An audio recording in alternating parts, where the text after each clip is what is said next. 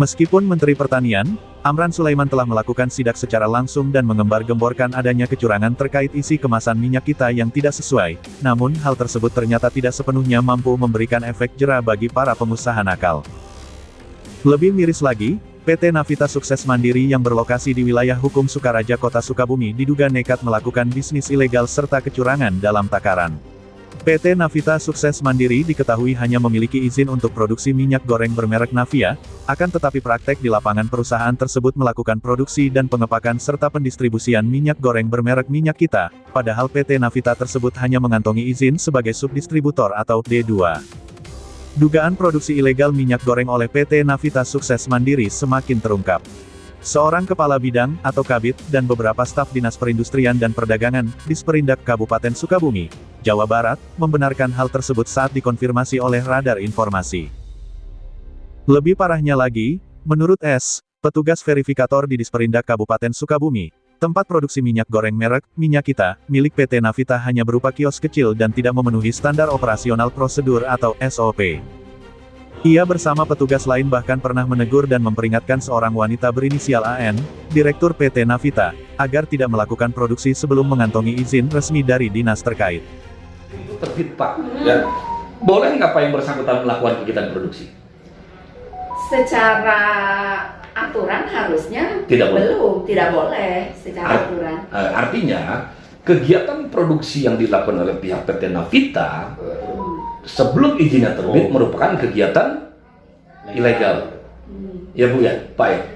Ya dong? Iya, oke. Dan sampai sekarang izinnya belum terbit Bu ya? Belum terbit. Sedangkan produknya sudah beredar Bu di Sukabumi. Nah, itu juga termasuk salah satu yang waktu itu kita pertanyakan ya. Produknya sudah beredar di Sukabumi. Kan waktu itu kan kita ngobrol di kantornya. Ya. Kita izin, Bu, boleh nggak kita melihat ke tempat bahan baku, tempat untuk nanti produksi. Kita kan baru untuk nanti gitu kan. Kita kan nggak tahu kalau kalau sudah produksi gitu Pak iniannya. Jadi waktu itu ternyata kita di ini itu kan sebenarnya ruko Pak iniannya. Iya. Ini yang pertama ini Bu bahan bakunya ini gitu. Nah di yang kedua aja. Oh ini udah Bu, ini produksi untuk dibuat stok persiapan untuk nanti ini atau ya waktu itu kita udah didistribusikan tapi masih di sekitaran gitu ya itu. Waktu itu kami sampaikan Pak bahwa secara aturan sebenarnya kan Ibu ini belum terbit izinnya gitu.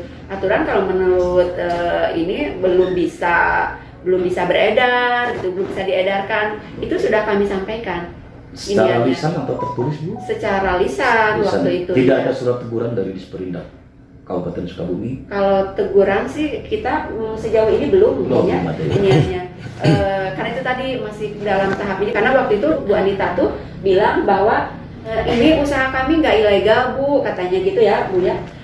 Dari pihak desa, pihak kecamatan, pihak polsek katanya ya.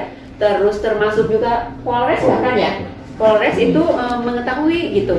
Itu jadi kami jadi agak gimana ya? Dan baru katanya Pak, usahanya juga dulu mah tambang. Di pasaran, ditemukan bahwa minyak goreng bermerek Minyak Kita yang diedarkan PT Navita Sukses Mandiri hanya berkapasitas 900 ml, meskipun dikemas dalam botol berukuran 1 liter. Pihak Disperindak Kabupaten Sukabumi mengungkapkan bahwa aktivitas ilegal PT Navita telah diketahui oleh aparat penegak hukum atau APH, dalam hal ini Polsek Sukaraja dan Polres Sukabumi Kota. Hal tersebut diperkuat dengan laporan masyarakat yang kerap melihat aparat menggunakan kendaraan dinas Polsek Sukaraja atau Polres Sukabumi Kota datang ke gudang PT Navita. Ironisnya, meski mengetahui aktivitas tersebut ilegal, pihak kepolisian diduga membiarkannya.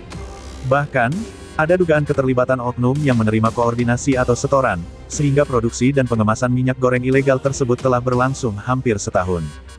Baru setelah Radar Informasi menerbitkan pemberitaan beberapa hari lalu, pihak PT Navita akhirnya dipanggil secara resmi oleh Polres Sukabumi Kota melalui Unit Tindak Pidana Tertentu atau Tipiter.